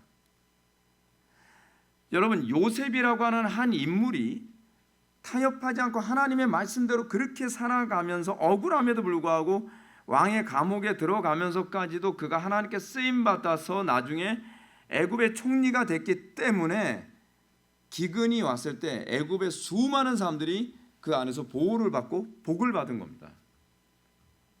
그냥 일어났어요? 머리가 좋아서 된 거예요? 아니요. 어렸을 때서부터 자라오는 가운데 하나님만 바라보면서 섰기 때문에 올바르게 정치할 수 있었던 겁니다. 저는 우리 기독교에서 그렇게 정치하는 사람이 좀 나와야 된다고 생각합니다. 왜 안 믿는 사람이 잘해주길 우리가 기대를 합니까? 우리 기독교 안에서 요셉처럼 주의 성수 철저히 하고 때로는 손해볼 거 손해 봐가면서 또 굶어가면서 그러면서도 하나님 말씀을 살다가 그 가운데서 총리가 나오고 그 가운데서 대통령 나오고 그 가운데서 국회의장 나오고 그 가운데서 판검사 나오는 이런 교회적 구조가 됐으면 우리나라 지금 이 상태 안 됐습니다. 그런데 뭐라 그래요? 야, 뭐 고3이 뭐 주의 성수 하게 생겼니? 교회에서 목사님이 그렇게 권면하잖아요. 그리고 어떤 고3생이 예배하기 위해서 다 이상하게 쳐다보는 거예요. 야, 너 고3 아니었니? 아니 고3인데 왜 그 공부하러 예배하러 와? 아니 여러분 아십니까? 우리나라에 지금 여야를 불문하고요. 국회의원 중에 이번에 당선된 사람들 중에서 한 80명 이상이 기독교인이래요. 그 이전에 지금 21대인가요? 지금 21대 맞을 사람들인가요? 이 사람들? 근데 이 사람들 같은 경우에도 기독교인들이 퍼센티지가 굉장히 많거든요. 아무도 요셉처럼 그 과정에 올라온 사람이 없는 거예요. 아무도 누구니까 다니엘처럼 그 과정에 올라온 사람이 없는 거예요. 왜요? 고3 때는 교회 안 나와도 돼. 그런 면접을 받으면서 타협을 몸에 배워가면서 그 사람들 국회의원 되고 판검사 되고 그런 거죠. 21대 가지고 되겠습니까? 이 믿음의 시련을 통과하도록 가르쳐야만 합니다. 그럼 그 사람들을 통해서 만민이 복을 받을 겁니다. 그 사람들을 통해서 이 대한민국이 복을 받을 거라는 거죠. 요셉 보십시오. 요셉은 애굽 왕 바로 다음으로 높은 관리였어요. 근데 우리 솔직히 까놓고 얘기합시다. 요셉이 공부 많이 한 사람입니까?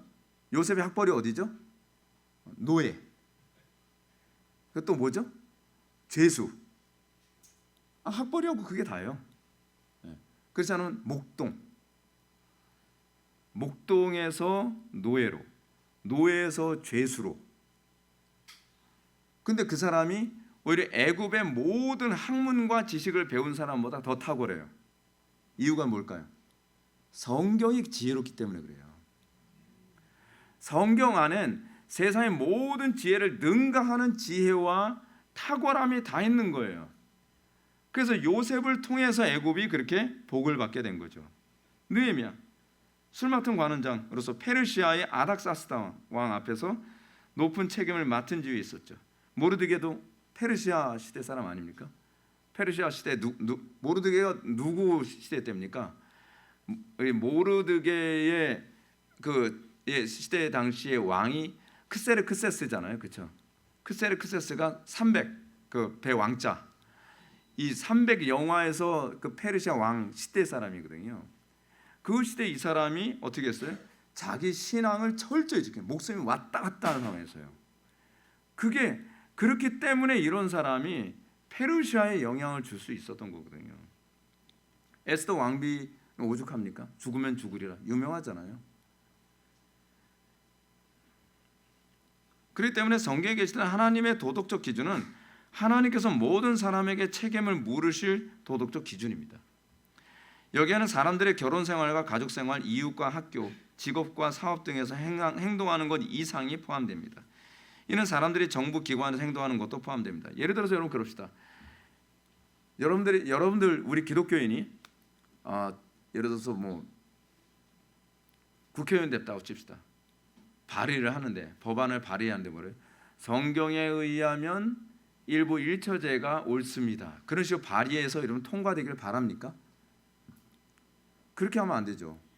세상 사람들이 알아들을 수 있는 언어로 세상 사람들이 설득될 수 있는 표현을 지혜를 짜내서 왜 동성애를 우리가 허용할 수 없는지, 왜 일부 다처제가 허용될 수 없는지, 왜 그런 부분을 그들이 가지고 있는 하나님의 창조 이 섭리 안에서 우리가 합리적으로 설득이 가능하거든요. 근데 머리를 안 써요. 머리를 안 쓴다라고 하는 말은 무슨 표현이냐면 머리가 나쁘다는 얘기가 아니라 지혜를 짜내질 않는다는 거예요.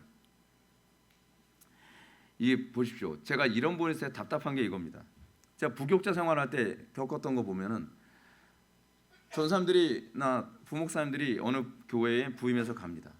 이미 딱 가게 되면 그 교회는요 이미 비성경적인 시스템이나 문화가 굉장히 많이 자리 잡고 있어요. 그러면 이제 전사님들이나 부목사님은 어떻게 하냐면 원래 뭐 오랜 세월 동안 그렇게 됐으니까 어쩔 수 없어. 그냥 여기서 이제 적응하고 내가 목회할 때 뭐 이렇게 안 하면 되지. 저는 그런 스피릿 자체가 저는 마음에 안 드는 거예요. 내가 목회할 때? 그럼 이 목회는 내 목회 아닌가? 이 목회는 담임 목사님 목회지. 하나님도 그렇게 보실까? 전 그렇게 생각 안 하거든요. 제가 그 교회에 부임해 갔으면 하나님께서는 이 교회에서 제가 해야 될 어떤 목적과 의도가 있어 저를 보내신 거겠죠. 그럼 제가 할 수 있는 모든 개혁은 다 단행해야 되겠죠. 근데 그렇게 하려면 어떻게 해야 돼요? 지혜를 짜내야 돼요.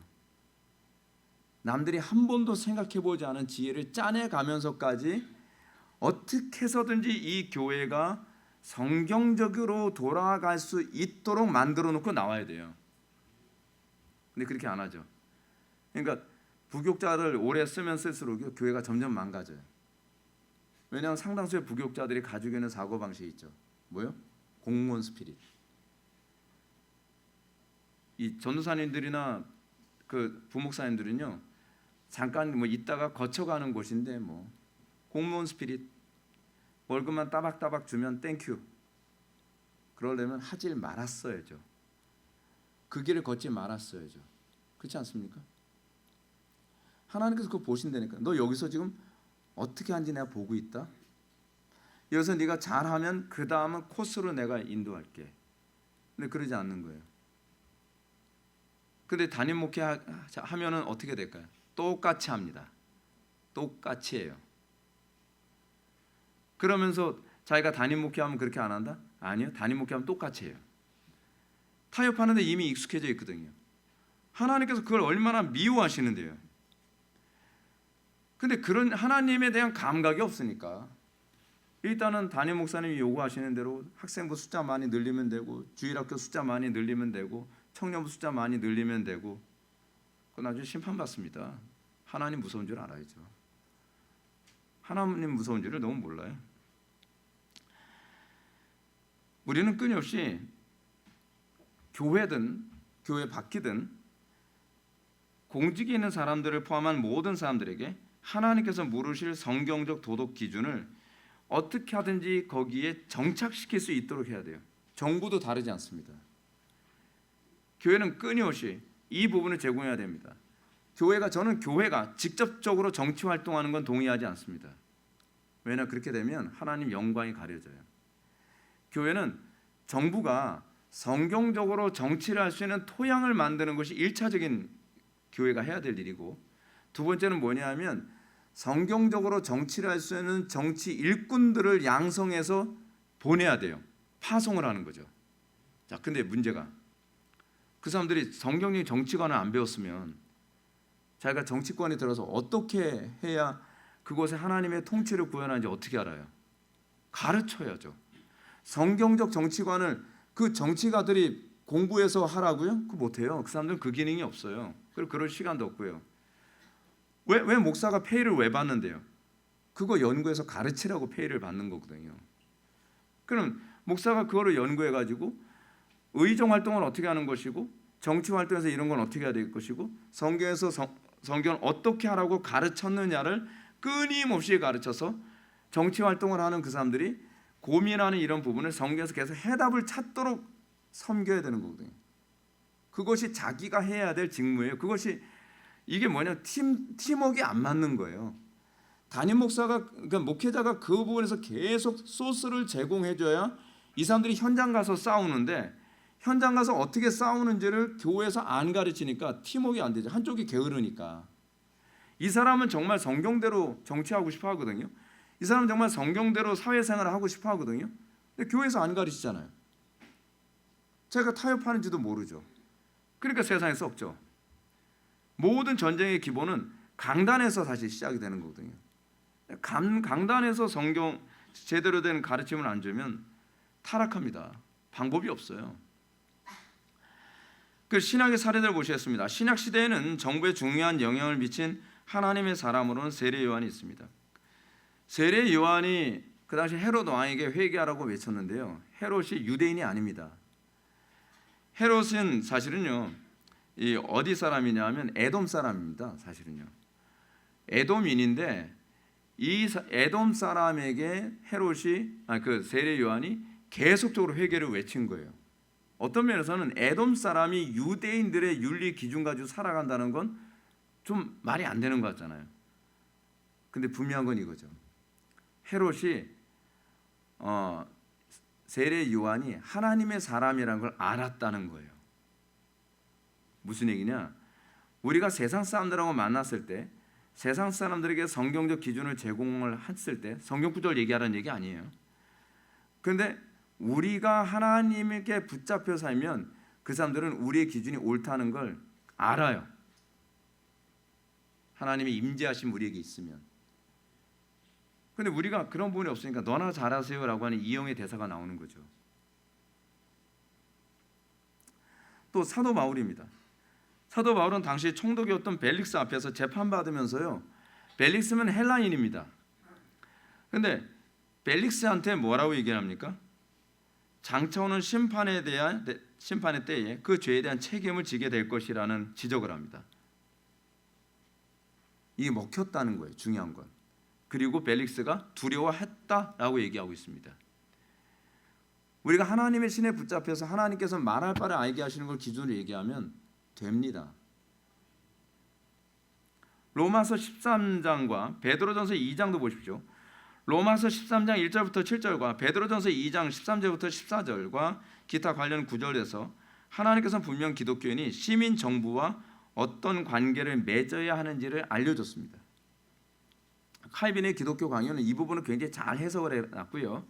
칼빈의 기독교 강요 4권 20장에서 칼빈은 어떻게 이 부분을 이해하고 해석하며 성도들은 어떻게 정부와의 관계 안에서 때로는 복종해야 되지만 때로는 불복종해야 되는 때가 어떤가에 관해서 세부 사항을 아주 면밀하게 가르쳤습니다. 그 얘기는 사도 바울이 헬라 세계 안에서조차도 기독교 세계관을 기반으로 한 성경적 세계관을 기반으로 한 정치관을 절대로 포기하지 않았다는 거죠. 그럼 우리도 가져야죠. 성경적 정치관. 분명한 건 이거예요.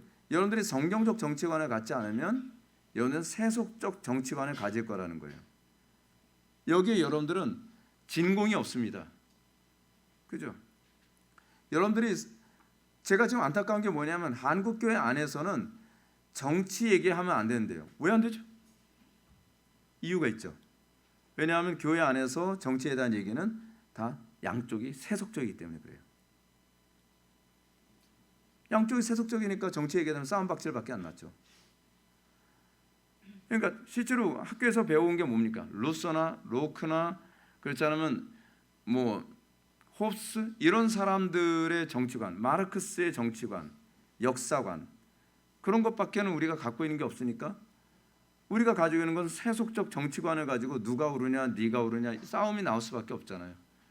적어도 교회는 이런 홉스나 루서나 로크나 뭐 이런 사람들의 정치관이 통용되는 곳이 아니라 무엇이 성경적인 정치관이냐에 관한 얘기가 논의되는 장소가 되어야 된다고 저는 생각을 합니다.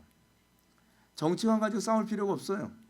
우리는 오히려 더 성경적인 정치관에 관해서 논의를 할 수 있어야 돼요. 이것을 입막음해버리면 그러면 우리는 어디서 성경적 정치관을 듣습니까?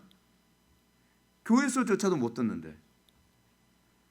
저는 아무리 여러분들이 정치관 강단에서 정치관 얘기하는 거 싫다고 저는 얘기할 거예요. 왜냐하면 교회 밖에는 여러분들이 정치관을 들을 수 있는 곳이 없어요. 성경적 정치관을요. 그렇지 않습니까? 아 그럼 목사님 왜 정치관 얘기? 아니 그 성경이 가르치는 거니까. 전 성경 얘기하는 거예요. 성경 얘기. 네 번째로 성경의 가르침을 알아야 민주사회 시민들의 책무를 우리가 질 수 있다는 거죠. 민주주의 정부에서는 정부 통치 권력의 상당 부분이 일반적으로 투표를 통해 시민들에게 위임됩니다. 이게 민주주의의 특징입니다. 민주주의에서 정치 참여라고 하는 것은 정치 행위라고 하는 것은 가장 핵심적인 것은 뭐냐면 투표행위입니다. 투표행위라고 하는 이유가 뭐냐면 투표를 통해서 어떤 사람을 통해 우리의 생각을 대변할 것인가에 관한 사람을 뽑는 거거든요. 그러면 여러분들 이미 정치 행위를 하고 있는 거예요.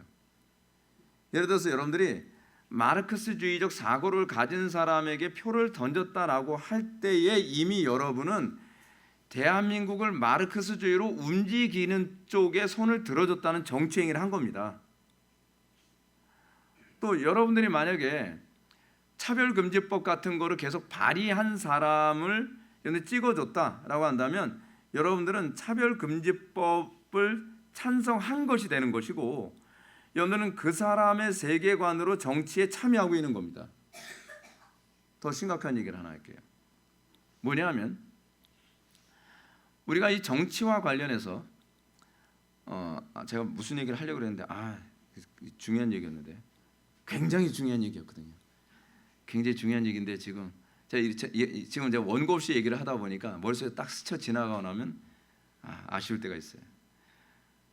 근데 이 투표 행위를 할 때에 여러분들이 이 투표를 예를 들어서 나는 안 하겠다라고 하는 건, 여러분들, 난 민주시민을 안 하겠다는 의미입니다. 안 해도 되는 게 아닙니다, 여러분. 무책임한 행동을 하는 겁니다. 민주시민이라고 한다면 여러분들이 올바른 투표 행위를 통해서 책임 있는 행동을 해야만 합니다. 무책임한 거예요, 그냥 아예 무책임한 거예요. 그리고 제가 얘기하려고 합니다. 전과자를 찍어준다? 전 이건 진짜 말이 안 된다고 생각합니다. 여러분, 국회의원이 되는 게 뭐 하는 겁니까? 법을 만드는 사람입니다. 예를 든다면 제가 사기꾼이에요. 저 사기꾼 아닙니다. 근데 제가 예를 들면 제가 사기꾼이라고 하자는 거죠. 제가 사기꾼인데 제가 법을 만들면 어떤 법을 만들겠습니까? 내가 사기치기 좋은 법을 만들지 않겠습니까? 지금 그 짓을 하고 있는 거예요, 지금 대한민국 시민들이. 우리나라 법이 지금 개차발이 되고 있잖아요. 법이 왜 개차발이 되고 있습니까? 전과자들이 많이 들어가니까 그런 거예요. 전과자들이 들어갔을 때 난 말이야, 저 법이 항상 거슬렸어. 그런 거죠. 저 법이 거슬렸으면 당연히 내가 국회의원이 되면 저 법을 없애거나 저 법을 바꿔버리겠죠. 고양이한테 생선을 맡기는 거예요. 정의사회를 구현하길 원한다고 한다면 적어도 범법자가 들어가서는 안 되는 거예요. 상습적으로 내가 마약을 하는 사람이라고 한다면 그 사람이, 여러분, 국회의원 되면 뭐 하겠습니까? 마약 합법화하지 않겠습니까? 국회의원이 만약에 자기가 동성애자다라고 하게 되면 당연히 동성애 합법화로 가겠죠. 아니, 그 정도 생각 못합니까? 근데 그런 사람을 같은 지역 사람이라고 찍어줘요. 이게 민주주의를 할 만큼 수준이 안 돼서 그래요. 좀 죄송한 얘기인데, 공부를 많이 했다는 거, 학벌이 좋다는 것과 의식이 높다는 건 다른 얘기입니다. 지금 우리나라 사람들은요, 정의에 관심이 없어요. 저 사람이 뭐 차별금지법을 만들든, 저 사람이 사기법을 만들든, 관통법을 만들든, 무슨 법을 만들든, 내가 원하는 우리 집 앞에 전철역 하나 만들어주면 그 사람 찍겠다는 거예요. 이런 사람들을 통해서 어떻게 민주주의가 가능합니까? 근데 기독교인들 안에도 그런 사람들이 바글바글 하다니까. 기독교 안에서조차도 지역색이 있어요. 기독교인들 안에서조차도 뭐가 있어요? 학연 지연이 있고 뭐가 있고. 회개하셔야 됩니다. 그것 때문에 지금 나라가 망해가고 있고, 그것 때문에 종교의 자유를 잃어가고 있고, 그것 때문에 하나님의 영광이 가려지고 있는데 그래도 기독교인이라고요? 아유, 회개하셔야죠. 회개해야 됩니다. 뭐 목사님은 몰라요. 뭐 우리가 얼마나 서름을 많이 당했는데, 그럼 주님이 서름 당한 거는 생각 안 합니까? 아니, 왜 그 정도밖에 생각 못 합니까? 적어도 기독교인이면 그걸 넘어선 사람들은 아닙니까? 근데 기독교인이라는 사람들이 하나님 사랑, 이웃 사랑을 먼저 생각해야 되는데 내 한과 원한을 저 사람이 풀어줄 거라고 하면서 그 사람 찍어주겠다는 거예요? 아휴, 진짜 답답한 겁니다. 자, 마지막으로 기독교인이 세속 정부에 영향을 미친 역사적 사례 간단히 살펴보고 마치겠습니다. 역사 전반에 걸쳐 교회는 정부가 개인의 인권과 자유, 종교의 자유, 법 앞의 평등, 정교 분리 등의 큰 가치를 두도록 설득하는 데 역할을 해왔습니다. 더 나아가 기독교의 영향력은 낙태, 유아 살해, 검투 경기, 인신제사, 일부 다처제, 인도 과부 화형, 노예 제도와 같은 악을 폐지하고 여성에게 재산권, 투표권 및 기타 보호를 부여하는 결과도 가져왔습니다. 아십니까 여러분? 이거 기독교 들어오기 전에는 없었던 겁니다. 기독교가 들어오기 전에는요, 개인의 인권 없었습니다. 개인이라는 단어는요, 종교개혁 이후에 생긴 단어입니다. 종교개혁 이전에는 개인이 존재하지 않았습니다. 단 노예와 그냥 봉건 군주밖에 없었어요. 이게 얼마나 놀라운 사건인지 사람들이 이게 너무 익숙하니까 이게 얼마나 귀중한 일인지 몰라요. 그 자유가 어디 있습니까? 여러분, 봉건 시대의 자유가 어디 있어요? 봉건 시대 때 이쪽 예를 들어서 지주라고 얘기 안 하고 뭐라 하나요? 영주의 지역에서 저쪽으로 갈 때 다 허락 다 맡아야 됐습니다. 거주 이전의 자유 그런 거 없었어요. 이거는 기독교가 들어오면서 생긴 거예요, 이게요. 종교의 자유요? 여러분, 중세 시대 때는 종교의 자유가 없어가지고 군주가 나 가톨릭으로 개종했다 그러면 다 개종을 해야 돼요. 그렇지 않으면 죽어요. 그 기껏 개종을 했는데 군주가 바뀌었어요. 나 프로테스탄트로 개종했다 그러면 아이씨 하면서 또 바꿔요. 종교의 자유라는 건요, 이거는 얼마나 위대한 건지 모릅니다. 이게 얼마나 힘들게 우리에게 주어진 건지 전혀 모르고 있어요. 법 앞에 평등? 그게 어디 있어요? 코에 걸면 코걸이고 귀에 걸면 귀걸이죠. 종교 분리? 이런 거 없었어요. 더 나아가 낙태가 죄라고 생각하는 것도요, 여러분, 복음 때문에 생긴 겁니다. 복음 때문에. 그 이전엔 죄책감도 안 느꼈어요. 유아살해? 여러분, 옛날에 우리나라 복음 들어온 지 얼마 안 됐어도요, 유아에 대한 인권은 없었습니다. 유아에 대한 인권이. 일부 다처제, 인신제사, 검투경기, 이거 죄라고 생각하지 않던 것들입니다. 다. 인도 과부 화형, 노예제도, 이거 다 복음 때문에 다 바뀐 겁니다. 그런데 기독교가 정치에 관심 가지면 안 된다. 기독교가 정치에 관심 갖지 않으면 이게 죄인지 어떻게 알아요? 검투경기가 왜 죄예요? 스포츠인데. 이것 때문에 우리가 즐겁게 사는 건데. 그렇잖아요. 기독교가 이걸 악이라고 끊임없이 죄라고 설득하고 이해시키면서 이게 폐지되고, 인신제사 폐지되고. 인신제사하면 누가 주로 희생당하죠? 아이들 집어던져서 불종에 집어넣어서 그런 거거든요. 일부 다처제, 여자들이 희생당하잖아요. 대한민국도 여러분 봅시다. 대한민국에서는요, 기독교를 빼면 대한민국 역사가 없어집니다. 대한민국 역사는 그렇습니다. 대한민국은 시작부터 예배로 시작한 나라입니다. 재헌국회, 그렇죠? 1948년 8월 15일 재헌국회가 일어날 때 그때였지. 예배를 시작했어요. 어떤 목사님 나오셔가지고 1시간 넘게 기도하시고, 그리고 설교하시고, 이런 식으로 한 게 재헌국회하는 말이에요. 기독교는, 우리 대한민국은요, 기독교가 없으면 존재할 수 없었던 나라입니다. 얼마나 위기 때마다 기독교인들이 기도하고 헌신하고 희생하고 그러면서 세워진 나라거든요. 군목제도요?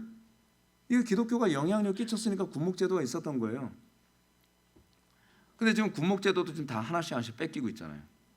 군수한테 뺏기고 또 군 신부한테 뺏기고, 점점 우리의 신앙의 선배들이 기껏 다 만들어 놓은 걸 지금 싸우기 싫다고 다 뺏기고. 여성의 교육, 우리나라 여성들요 다 문맹이었어요. 초기 기독교가 들어올 때만 하더라도 여자들 문맹이었습니다. 이화여대가 생기게 된 게 그거잖아요. 선교사들이 여자들에게 교육을 시키도록 하느라고 이화여대가 생긴 거예요. 근데 기독교가 정치에 관심 갖지 않으면 어떻게 하라고요? 기독교에 관심 안 가졌으면, 정치에 관심 안 가졌으면 여기 앉아 계신 여자분들 문맹 굉장히 많을 겁니다. 실제로 우리 동네에서도, 우리 집 문 앞에 옥경이도 문맹이었어요. 그리고 우리나라는 투표권이 남자 여자 같이 주어졌어요. 이게 굉장히 위대한 나라입니다. 일부 일처제, 지금 익숙하고 평범하죠. 원래 우리나라에서 익숙하지 않았습니다. 기독교 때문에 이렇게 된 겁니다. 우리나라도 술 담배도 알아주잖아요. 근데 기독교 때문에 술 담배도 많이 줄어들고 낙태 같은 것도 이런 거에 다 영향을 끼치는 거죠. 지금도 영향을 끼치고 있는 거죠. 여러분, 기독교가 정치계에 영향을 주지 않으면 그러면 윤리 도덕과 옳음에 대한 기준을 누가 잡아줍니까? 플라톤이 잡아줍니까? 그렇지 않으면 아리스토텔레스가 잡아줍니까? 아니, 좀 생각을 좀 해보십시오. 기독교가 우리가 이 부분에 대해서 올바른 인식을 갖지 않으면, 기독교가 정치에 대해서 관심을 갖지 않으면 성경이 가르치는 당연한 일반 은총적 선함을 누가 사람들한테 얘기를 하겠냐고요. 정치가들이 애국자가 있는 것 같습니까? 제가 보기엔 없어요. 정치가들은요, 표 하나를 더 얻을 수 있기만 하다면 이 사람들은 국민을 위해서가 아니라 자기를 위해서 의정 활동하는 사람들이에요. 그렇다고 한다면 기독교인들이 정신 차려야죠. 교회가 정치에 관심을 가져야죠. 선한 영향력을 끼쳐야죠. 그래서 이 대한민국이 정말 상식적이고 성경의 기준에 부합한 어느 정도 그 정도 되는 나라가 되도록 만들어야죠. 그렇지 않으면 다른 유럽에 있는 나라들처럼 완전히 야만 국가가 돼버리고 맙니다. 우리가 세상에서 얘기하는 그런 세뇌에 여러분들 넘어가지 마시고 성경이 과연 어떻게 가르치고 있는가를 염두에 두면서 우리 기독교인들이 어떻게 이 땅의 소금과 빛의 역할을 정치계에서도 할 수 있을까를 고민할 수 있는 저와 여러분들 되기를 바랍니다. 기도하시겠습니다. 사랑이 많으신 하나님, 우리가 오늘 이 시간 성경과 정치를 통해서 기독교가 어떻게 정치계에 영향을 줄 수 있는가, 그리고 왜 주어야만 하는가에 관해서 우리가 고민해 보았습니다. 아버지 하나님, 이 어두운 세상 주님께서 교회들을 바르게 세워주셔서 이 땅에 정의가 강물같이, 공법이 물같이 흐르는 세상이 될 수 있도록 헌신하는 교회들이 될 수 있게 하여 주옵소서. 예수님의 거룩하신 이름으로 기도드립나이다. 아멘.